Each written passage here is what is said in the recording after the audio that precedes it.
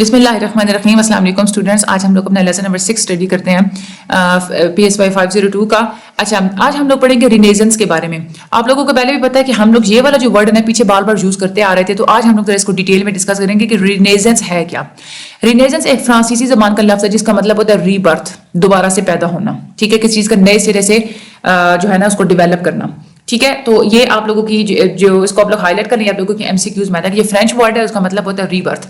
رینیزنس جو ورڈ ہے نا وہ آپ لوگ یوز کرتے ہیں ڈسکرائب کرنے کے لیے کہ جو مغرب کی جو تہذیب ہے نا ان میں جو ڈیولپمنٹ ہوئی ہے اس کو ڈسکرائب کرنے کے لیے آپ لوگ رینیزنس کا ورڈ یوز کرتے ہیں کہ وہ کیسے پرانے وقتوں سے لے کے ماڈرن وقتوں میں جدید وقت میں وہ کیسے داخل ہوئے تھے. وہ جو ایک تبدیلی آئی تھی اس کو ہم لوگ رینیزنس کہتے ہیں. یہ وہ پیریڈ ہے جو کہ 13ویں سے لے کے 16ویں صدی کے درمیان کا تھا.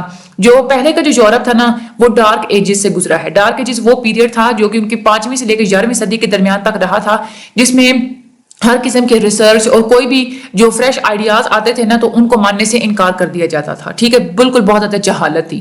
پرابلمس کو ریسرچ کی نظر میں اور آبزرویشن کے تھرو جو ہے نا وہ سالو نہیں کرتے تھے, بلکہ جو ہے نا مذہبی طریقوں کے مطابق جو ہے نا ان کو یوز کرتے, جیسے دم درود اور تعویذات وغیرہ اور وہ جادو ٹونے وہ یہ چیزیں کرتے تھے. لیکن اس کے بعد جو مختلف فلاسفرز تھے, جو انٹلیکچوئلز تھے, جو ذہین لوگ تھے, انہوں نے اڈاپٹ کیا پلوٹو کے جو آئیڈیا تھا نا آئیڈیالزم کا, پلیٹو نے جو دیا تھا, پلیٹو کا, اس کو انہوں نے اڈاپٹ کیا تھا. اور ایرسٹوٹل نے جو کہا تھا نا کہ آبزرویشن کے تھرو آپ چیزوں کو سمجھا کرے, اس کو انہوں نے ریجیکٹ کر دیا تھا. ٹھیک ہے, کیونکہ وہ کیا کرتے تھے, وہ صرف مذہب کی بیس پہ وہ کرتے تھے, دم درود کرنا اور اپنے آئیڈیاز اپنے گھڑنا, اور یہ وہ ایرسٹوٹل نے جو کہا تھا نا آبزرویشن کی طرف آئے, وہ اس چیز کو ریجیکٹ کر دیتے تھے. یہی وجہ تھی کہ وہ جہالت میں رہتے تھے, ڈارک ایجز میں تھے. لیکن جب رینیزنس کا جو پیریڈ تھا وہاں پہ کیا ہوا تھا کہ نئی ریسرچ کو انکریج کیا گیا, اس کو قبول کیا گیا, نئے آئیڈیاز سامنے آئے جانے لگے, تو ان کو بھی حوصلہ افزائی کی گئی ان کی بھی. تو ایک موومنٹ پھر انہوں نے سٹارٹ کی, تحریک سٹارٹ کی تھی کہ جو جتنے بھی جو لکھائیاں ہیں نا, جو ٹیکسٹ وغیرہ لکھے ہوئے ہیں ان کو سرچ کیا جائے تاکہ موجودہ جو سائنٹیفک نالج ہے اس کو بڑھایا جائے. باٹنی ہو گئی, زولوجی ہو گئی, باٹنی ہوتی ہے پودوں کی اسٹڈی, زولوجی اینیملز کی جو اسٹڈی, اس کے بعد جادو کے اوپر, کیمسٹری کے اوپر, الکیمی, ایسٹرولوجی, سائیکالوجی, یہ ساری رینیزنس کے پیریڈ کے دوران ہی ڈیولپ ہوئی ہیں. اور کیسے ڈیولپ ہوئی ہیں, کیونکہ انہوں نے پرانے ٹیکسٹ کی اسٹڈی کی تھی. یہ جو آج کل یہ جو آپ لوگ دیکھیں نا کہ وہ یہ مغرب کیوں آ گیا, ہم لوگوں نے مسلمانوں تو قرآن پاک کو چھوڑ دیا نا. یہ اینشنٹ ٹیکسٹ جو ان کے تھے وہ اپنی جو ان کی اس وقت جو کتابیں ہیں نا تورات, زبور اور وہ والی, حالانکہ وہ ان کو فالو انہوں نے کیا تھا اور ان کے مطابق انہوں نے ریسرچ شروع کی تھی. ان کتابوں کے مطابق جو انہوں نے ریسرچ شروع کی تھی, تو قرآن پاک کی تو کتنی زیادہ ایک بہت ہی زیادہ فضیلت ہے نا, تو اس کو تو فالو کرے تو ہم لوگ کہاں پہنچ سکتے ہیں. ہم لوگ ویسٹ کے پیچھے لگے ہوئے کیوں لگے ہوئے ہیں. تو یہ بات جو ہے نا یہ یہاں پہ ایک پوائنٹ ہے.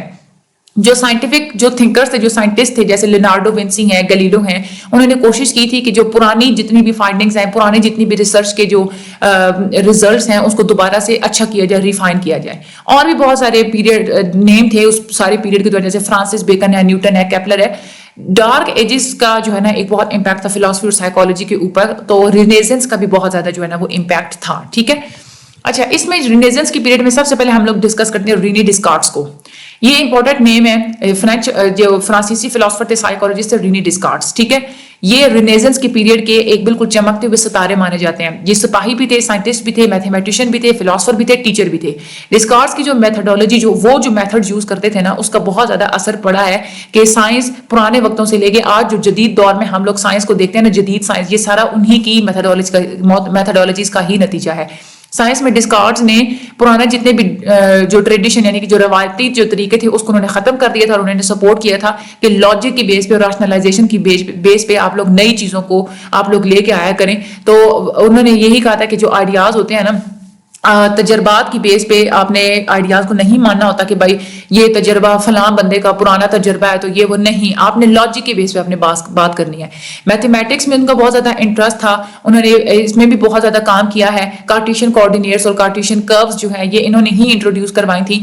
ان کو اینالیٹیکل جیومیٹری کا بھی فاؤنڈر کہا جاتا ہے. فزیولوجی کے اوپر انہوں نے بہت زیادہ کام جو ہے وہ کیا ہے, اور انہوں نے سائیکالوجی میں بھی بہت زیادہ کام کیا ہے. اور وہ یہ بھی کہتے تھے کہ جو ہمارے جو ہوتے ہیں نا, جتنے بھی ہمارے جذبات اور احساسات ہوتے ہیں, ان کی بیس فزیولوجیکل ہوتی ہے, ان کی بیس جسمانی ہوتی ہے.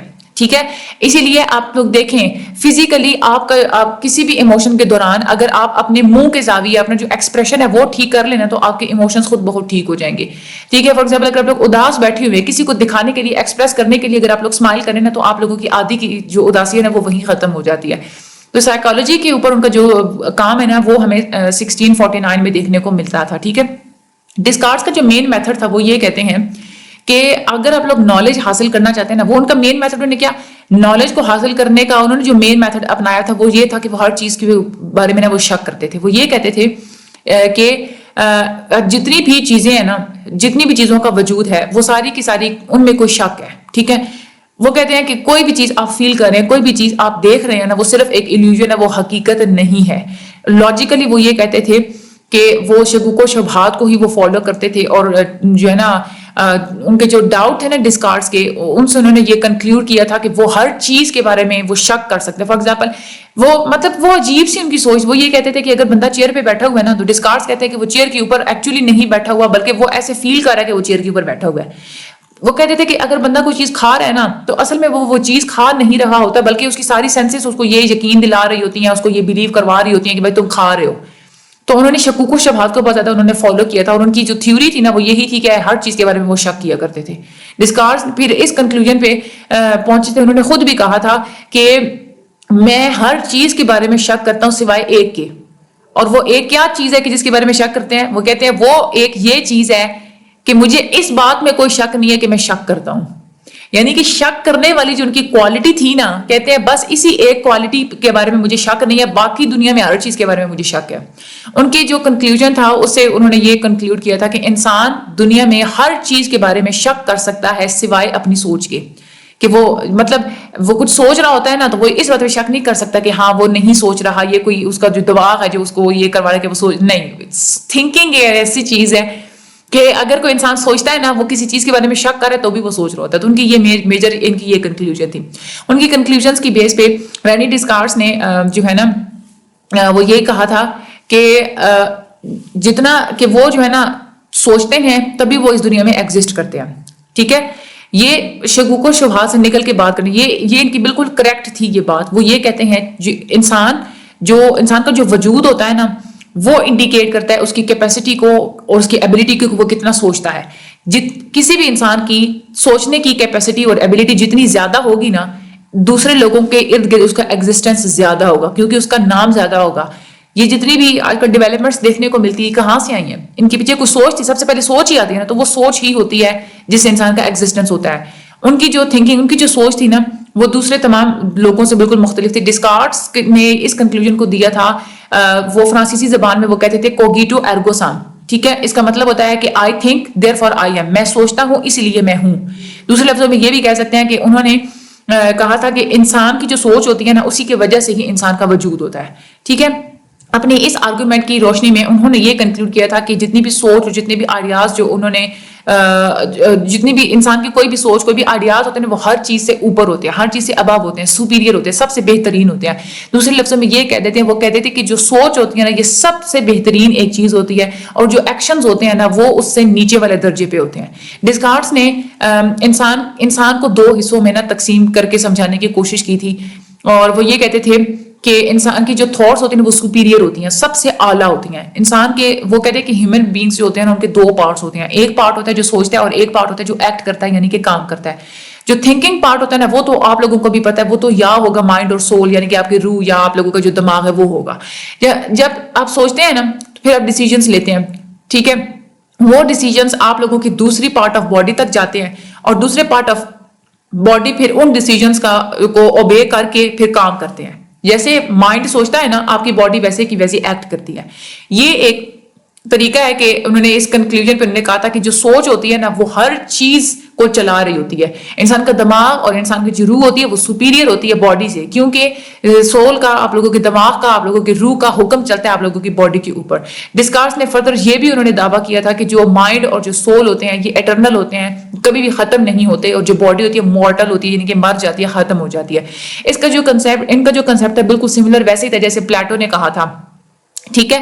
اور ایرسٹوٹل نے جیسے کہا تھا کہ مائنڈ اور جو سول ہوتے ہیں وہ دونوں پرماننٹ اینٹیز ہوتی ہیں, کبھی بھی ختم نہیں ہوتے. ایک اور جو کنٹریبیوشن رینی ڈسکارٹس کی وہ یہ تھی کہ انہوں نے کنکلوژن دی تھی کہ مائنڈ اور باڈی کے بارے میں انہوں نے یہ کنکلوژن دی تھی کہ جو ہمارا جسم ہوتا ہے نا, وہ ایک مشین کی طرح ہوتا ہے. جیسے ایک مشین ہوتی ہے نا، وہ کیا کرتی ہے، مشین تبھی موو کرتی ہے جب ہم لوگ اس کو کوئی نہ کوئی اس کو ہم لوگ چلاتے ہیں. تو اسی طریقے سے جسم ایک مشین ہوتا ہے اور اس کو آپ کا مائنڈ چلا رہا ہوتا ہے. آپ کی جو جسم ایک مشین ہے، ایک ایسی مشین ہے کہ جو دماغ کے حکموں کو پورا کرتی ہے. ہم لوگ باڈی کے ہماری باڈی کے اندر جو آپریٹو لاز ہوتے ہیں نا، کہ باڈی کو آپریٹ کرنے کے پیچھے کیا کیا لاز ہے، کیا کیا قانون ہوتے ہیں، وہ ہم لوگ ڈسکور کر سکتے ہیں جیسے ہم لوگ مشین کے آپریشنس کو ہم لوگ ڈسکور کر سکتے ہیں. یہ یہاں پہ ڈسکارٹس نے یہ بھی کہا تھا کہ جو باڈی اور جو سول ہوتی ہے نا، وہ آپس میں سیپریٹ ہوتی ہیں، ایک چیز نہیں ہوتی. جو پرانے جو گریک فلاسفر جو ایرسٹوٹل تھے، انہوں نے یہی کہا تھا، ان کا یہ ویو تھا کہ باڈی اور جو سول ہے یہ الگ چیزیں نہیں ہوتی. لیکن ڈسکارٹ نے ان کے اس دعوے کو انہوں نے ریفیوٹ کر دیا تھا، انہوں نے ختم کر دیا تھا. وہ یہ کہتے ہیں کہ جو سیپریشن کی اگر بات آتی ہے نا، جو انہوں نے کہا تھا کہ باڈی اور جو روح ہے، یعنی کہ جسم اور روح الگ چیزیں، اور اس کو ہم لوگ سائیکالوجی میں کہتے ہیں ڈوئلزم. ٹھیک ہے. ڈسکارٹس کا یہ بھی اوپینین تھا کہ جو آپ لوگوں کی روح ہوتی ہے وہ میٹا فزیکل ہوتی ہے، لیکن جو باڈی ہے نا وہ فزیکل ہوتی ہے. ٹھیک ہے. میٹا فزیکل کا مطلب ہوتا ہے کہ یہ زیادہ ویل ڈیولپڈ ہوتی ہے، جو دوسروں کو چلا رہی ہوتی ہے. جو انسان کی جو روح ہوتی ہے اور اس کا جو مائنڈ ہوتا ہے، یعنی کہ جو دماغ ہوتا ہے، وہ آپس میں انٹریکٹ بھی کرتے ہیں اور ایک دوسرے کو انفلوئنس بھی کرتے ہیں. انہوں نے اس حقیقت کو اس چیز انہوں نے پروف کیا تھا کہ ہماری جو روح ہوتی ہے وہ سوچتی ہے اور پھر باڈی کو وہ حکم دیتی ہے کہ تم یہ کام کرو. لیکن باڈی پھر کیا کرتی ہے، باڈی محسوس کرتی ہے اس ڈیسیجن کو، اسٹیمولائی لیتی ہے روح سے اور اس کے مطابق وہ کام کرتی ہے. جو ہماری روح ہوتی ہے وہ باڈی کو افیکٹ کرتی ہے ایک گلینڈ کے تھرو، جس کو ہم لوگ پائنیل گلینڈ کہتے ہیں. ٹھیک ہے. اور اس کو مائنڈ کی سیٹ بھی کہا جاتا ہے. ٹھیک ہے. یہ پائنیل گلینڈ ہے، تو یہ آپ لوگ نام یاد رکھ لیں. ڈسکارٹس جو تھے انہوں نے کہا تھا کہ دو طرح کی سوچ ہوتی ہیں انسان کے اندر. ایک ہوتی ہے انیٹ تھاٹس ہوتی ہیں اور ایک ہوتی ہے ایکوائرڈ تھاٹس. انیٹ تھاٹس وہ تھاٹس ہوتی ہیں کہ جو انسان جب پیدا ہوتا ہے نا، تو اسی وقت ہی اس کے اندر ہوتی ہیں. ہم لوگ کہہ سکتے ہیں کہ وہ ہمیں ورثے سے ملتی ہیں. دوسری جو ایکوائرڈ تھاٹس ہوتی ہیں نا، وہ انسان اپنی زندگی جیسے جیسے گزارتا ہے نا، اس کے ساتھ ساتھ وہ جو تھاٹس، جو سوچ وہ حاصل کرتے ہیں، اس کو ہم لوگ ایکوائرڈ تھاٹس کہتے ہیں. جو وہ جن تجربات کا سامنا کرتا جائے گا، تو وہ جو تھاٹس، جو سوچ بنتی جائے گی، وہ ایکوائرڈ تھاٹس میں آتی ہیں. ڈسکارٹس کو پہلا یورپین جو ہے نا، ایسا یورپین کنسیڈر کیا جاتا ہے جنہوں نے باڈی کا نا ایک میکینیکل ویو دکھایا تھا. میکینیکل ویو یعنی کہ مشین کے فارم میں نا ایک ویو دکھایا تھا کہ باڈی جو ہے وہ مشین کی طرح ہوتی ہے، کہ جو کہ مائنڈ کے آرڈرز کو پورا کرتی ہے. ان کا یہ بھی دعویٰ تھا کہ جو آپریٹو لاز ہوتے ہیں نا باڈی کے، وہ ہم لوگ ان کو ویسے ہی، بالکل وہ ویسے ہی ہوتے ہیں جیسے مشین کے اندر کچھ ایسے کوئی لاز ہوتے ہیں کہ مشین آپریٹ کرتی ہے، چلتی ہے، تو باڈی کے اندر بھی ایسے آپریٹو لاز ہوتے ہیں اور ہم لوگ ان کو ڈسکور کر سکتے ہیں جیسے ہم لوگ مشین کے لاز کو ہم لوگ ڈسکور کر سکتے ہیں. ٹھیک ہے. تو یہ ہمارا تھا آج کا لیسن نمبر 6. ٹھیک ہے. امید ہے آپ لوگوں نے اس کو بہت انجوائے کیا ہوگا. میں تو بہت انجوائے کر رہی ہوں اس سبجیکٹ کو، بہت مزے کا ویسے یہ سبجیکٹ ہے. اب آپ لوگوں نے کرنا کیا ہے، اس سارے کے سارے کو جو ہے نا، آپ لوگوں نے 2 دفعہ اچھے طریقے سے آپ لوگوں نے غور سے ریڈ آؤٹ کر لینا کہ کون سے سائنٹسٹ نے کون سی بات کہی تھی. ٹھیک ہے. اس میں کوئی بھی مشکل نہیں ہے. ٹھیک ہے. مجھے اپنی دعا میں یاد رکھیے گا. چینل کو سبسکرائب کر دیں، لائک کر دیں، زیادہ سے زیادہ لوگوں کو شیئر بھی کیجیے گا. اگر آپ لوگ گروپ جوائن کرنا چاہتے ہیں، ڈسکرپشن میں لنک ہے، آپ لوگ گروپ بھی جوائن کر سکتے ہیں.